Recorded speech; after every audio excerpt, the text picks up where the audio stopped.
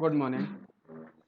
तो दोस्तों, स्वागत है आपका पीसीएस मेंस क्लास के अंदर। फिर से सीरीज जो अपनी मेंस की चल रही थी उसको आगे बढ़ाते हुए चलते हैं अपन अपने अगले सवाल की तरफ। और जिन लोगों ने मेरी पुरानी वीडियो को नहीं देखा है, क्योंकि अपनी यूनिट 5 जो है लोक प्रशासन या फिर पब्लिक एडमिनिस्ट्रेशन, उसको बाकायदा कंटिन्यू बढ़ाया जा रहा है और दिन ब दिन ये प्रोग्रेस कर रही है। तो इसके अंदर जिस तरीके से हम लोगों ने इससे पहले की वीडियो में लूथर गुलिक के सिद्धांतों के बारे में पढ़ा था और हेनरी फ्योल के सिद्धांतों के बारे में पढ़ा था, उसी तरीके से आज के इस टॉपिक के अंदर हमें पढ़ना है उर्विक के सिद्धांतों के बारे में। तो आज की इस वीडियो को आगे बढ़ाते हुए चलते हैं अपन पहले सवाल की तरफ। लिंडन उर्विक के द्वारा दिए गए सिद्धांतों का हमें इसके अंदर देखना है। तो लिंडन उर्विक के द्वारा एक पुस्तक लिखी जाती है और उस पुस्तक का नाम होता है papers on the science of administration. वो पुस्तक जो है 1937 ईस्वी में लिखी जाती है। पेपर्स, तो पुस्तक का नाम क्या था? पुस्तक का नाम था papers on the science of administration. कब लिखी गई थी? 1937 के अंदर। इसके अंदर उर्विक ने 8 सिद्धांतों या फिर 8 प्रिंसिपल्स के बारे में बताया था। उन्होंने बताया था कि अगर किसी भी संगठन या फिर किसी भी ऑर्गेनाइजेशन के अंदर ये 8 प्रिंसिपलों का होना ज़रूरी है।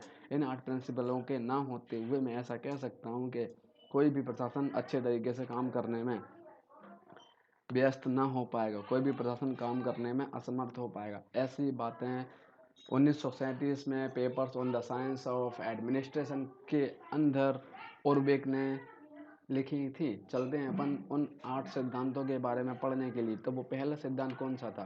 पहला सिद्धांत था उद्देश्यों का सिद्धांत। इसका मतलब लिंडन उर्विक ने अपनी सिद्धांत के अंदर ये वाली बात बोली थी कि कोई भी सिद्धांत ऐसा है जिसके ज़रिए आप किसी भी उद्देश्य को प्राप्त करने के लिए, जो भी उद्देश्य आपने बनाया है उस लिए उद्देश्य का सिद्धांत बताया। इसके अंदर बनाया किसी भी लक्ष्य को प्राप्त करने के लिए एक ड्रीम होना चाहिए, एक मकसद होना चाहिए, एक रास्ता होना चाहिए। उस रास्ते पर दिन ब दिन प्रोग्रेस करके तुम उस लक्ष्य को बहुत ही जल्दी और बहुत ही आसानी से प्राप्त कर सकते हो। इसके बाद देखो दोस्तों, मैं आपको एक बात बताऊँ। ये अगर आप सोचोगे पीसीएस मेंस के या फिर एमपीपीएससी मेंस के अकॉर्डिंग क्या इम्पोर्टेंट है, तो देखो ये पीएससी मेंस या फिर एमपीपीएससी मेंस के अकॉर्डिंग इतना इम्पोर्टेंट नहीं है। ये सिर्फ और सिर्फ बीए वाले स्टूडेंट के लिए इम्पोर्टेंट है या फिर मैनेजमेंट जो एमबीए कर रहे हैं उनके लिए काफ़ी ज़्यादा इम्पोर्टेंट है, क्योंकि उन लोगों को मैनेजमेंट का काम करना है। मैनेजमेंट को सिर्फ संभालना हमें है। इस तरीके से हम इनको बारीक तरीके से पढ़ रहे हैं। लेकिन इसके बाद जो हमारा टॉपिक आने वाला है पद सोपान, वहाँ से हमारे सिलेबस के अंदर जो बताया गया उनके बारे में बातें होंगी।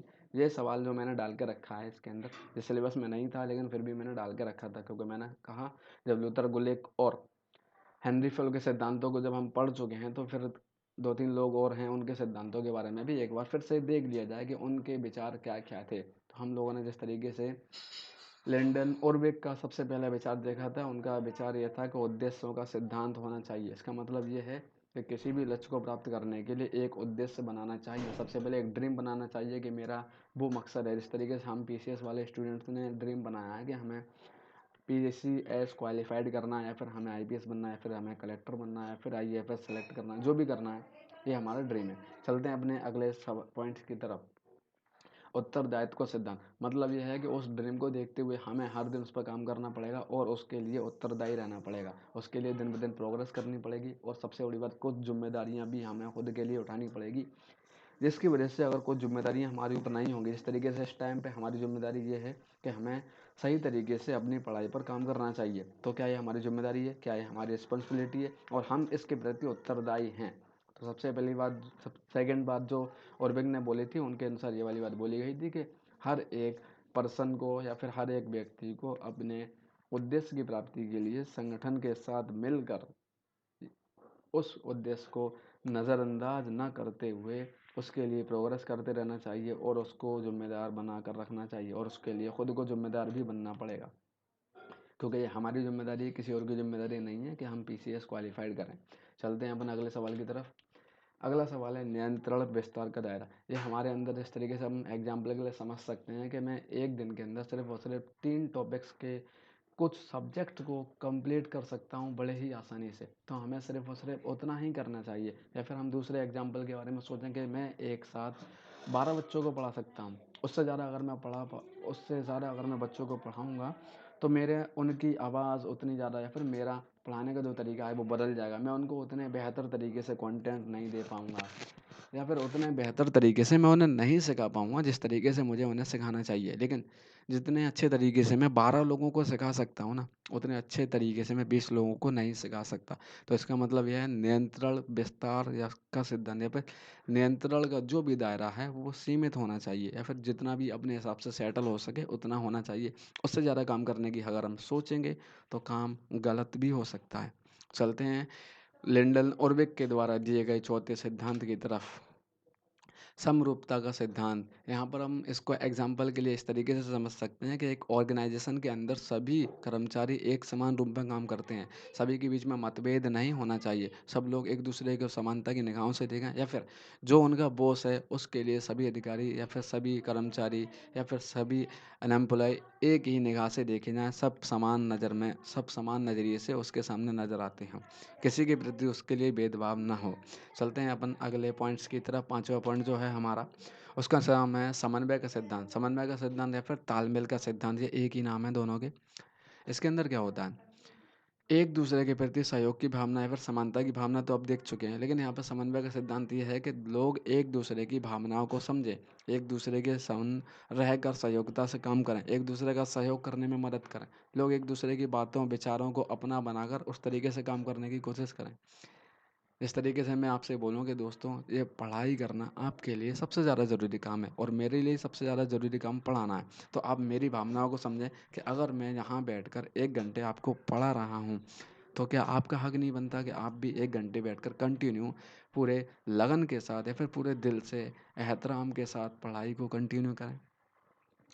तो इस तरीके से लिंडन उर्विक ने अपने सिद्धांतों के अंदर कुछ ऐसी-ऐसी बातें बताई जो हमें उस मकसद तक पहुंचा सकती हैं जो मकसद हमारा है, मतलब पीएससी क्वालिफाइड करना। हमने एग्जाम्पल के लिए अपना मकसद बनाया था, लेकिन वो मकसद अगर हम किसी ऑर्गेनाइजेशन के अंदर काम कर रहे हैं तो उसके अंदर होता है किसी लक्ष्य को प्राप्त करना है, फिर किसी पूरे टारगेट को कंप्लीट करना। चलते हैं अपन अगले छठवें नंबर के सिद्धांत की तरफ। वो सिद्धांत है पत्सोपान का सिद्धांत। पत्सोपान के सिद्धांत के बारे में अपन लूथर गुलिक के सिद्धांत के अंदर भी इसे देखा था, हेनरी फॉल के सिद्धांत के अंदर भी हमने इसे देखा था, तो कई जगह इसे देख चुके हैं। और ये पत्सोपान का सिद्धांत हमको हर एक लेखक के अंदर या फिर हर एक विद्वान जो अपने द्वारा कुछ सिद्धांतों को बताएगा उसके अंदर भी हमें ये देखने के लिए मिलेगा। इसीलिए हमारा अगला जो टॉपिक है वो पत्सोपान का टॉपिक है और इस टॉपिक को सिलेबस के अंदर बाकायदा लिख कर दिया गया है कि पत्सोपान पढ़ना आपके लिए बहुत ज़्यादा ज़रूरी है। इसके अंदर होता क्या है ये आप लोग सबसे जानते हैं, अगर नहीं जानते तो आप मेरी पुरानी वीडियो को देखिए, वहाँ पर इसके बारे में और अच्छे से देखने के लिए मिलेगा। अब मैं आपको यहाँ पर हल्की सी इसकी झलक दिखाऊं तो मैं बता सकता हूँ कि इसका मतलब सिर्फ और सिर्फ ये है, पदों के क्रम में समानता होनी चाहिए।